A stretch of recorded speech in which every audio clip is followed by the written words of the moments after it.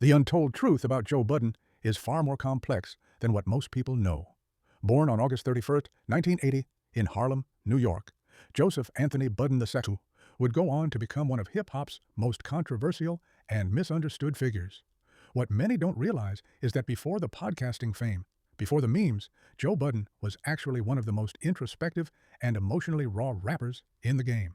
His 2003 hit Pump It Up might be what casual fans remember, but true hip-hop heads know his legacy runs much deeper. That track, produced by Just Blaze, peaked at number 38 on the Billboard Hot 100, giving Joe his first and only major chart success as a solo artist. But commercial success was never really Joe's endgame. Behind the scenes, he was battling demons that would later become the foundation of his most powerful music. What's rarely discussed is Joe's childhood.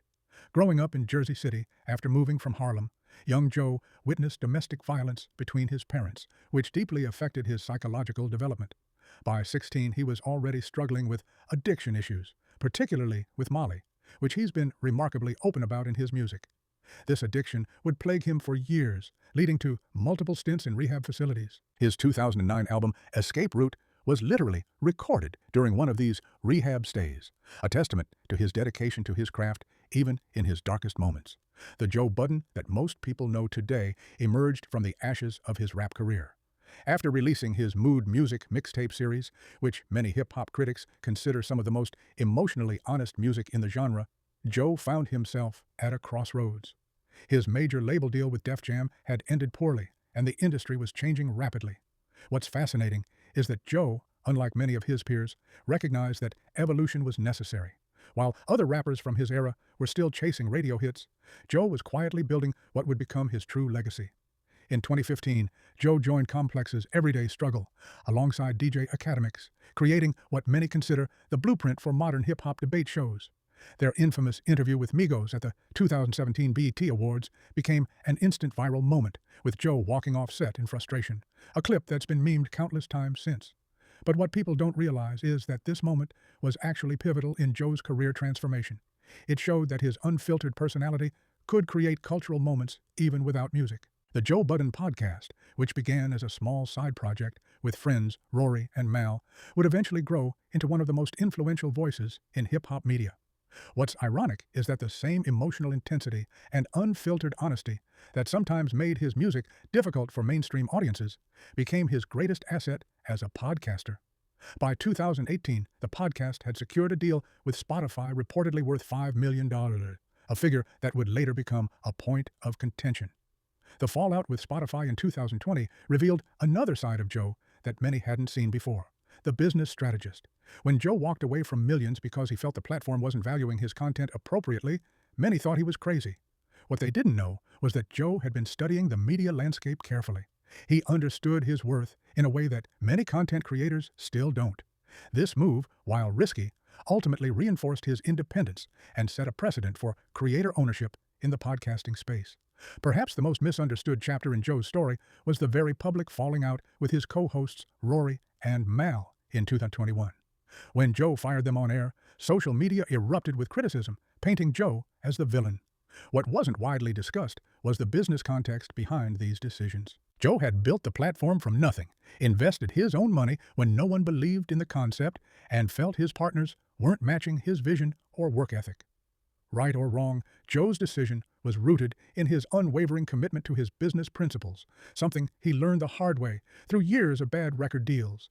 Joe's personal life has been equally tumultuous and public. His relationships with Tahiri Kosei, Sin Santana, and others played out on reality television and social media. What's often overlooked is how these experiences shaped his perspective on relationships, which he now discusses with surprising vulnerability on his podcast. The man who once seemed incapable of maintaining healthy relationships now offers nuanced takes on modern dating that resonate with millions of listeners weekly. The allegations of domestic abuse that have followed Joe throughout his career represent the darkest cloud over his legacy. While he has denied the most serious accusations, these situations have complicated his public image, and rightfully so. What's noteworthy is that Joe doesn't shy away from the discussions about toxic masculinity and accountability on his platform, often using his own past as a cautionary tale, though many critics feel he hasn't taken enough personal responsibility. Joe's relationship with his son Trey offers perhaps the most redemptive storyline in his complicated life. Despite his own troubled upbringing, Joe has worked to be present in his son's life in ways his father wasn't for him. This commitment to breaking generational cycles rarely makes headlines, but speaks volumes about his personal growth. Today, Joe Budden sits at an interesting crossroads in hip-hop culture. To some, he's a pioneer who helped create the blueprint for how artists can transition into media. To others, he's a cautionary tale about ego and burned bridges. The truth, as always, lies somewhere in between. What's undeniable is his influence on how hip-hop is discussed and consumed in the digital age. His network now includes multiple shows beyond his flagship podcast, creating opportunities for other voices in the culture. His commentary on music, particularly his early recognition of artists like Drake and his critiques of the industry's treatment of creators, has proven prescient time and again. Even his harshest critics must acknowledge that Joe's perspective, however controversial, comes from a place of genuine love for hip-hop culture and first-hand experience with its exploitative aspects. As Joe approaches his mid-40s, his evolution continues. The angry young rapper has transformed into a media mogul with a complex legacy. His story isn't just about music or podcasting. It's about reinvention, resilience, and the courage to speak uncomfortable truths, even when they make you unpopular.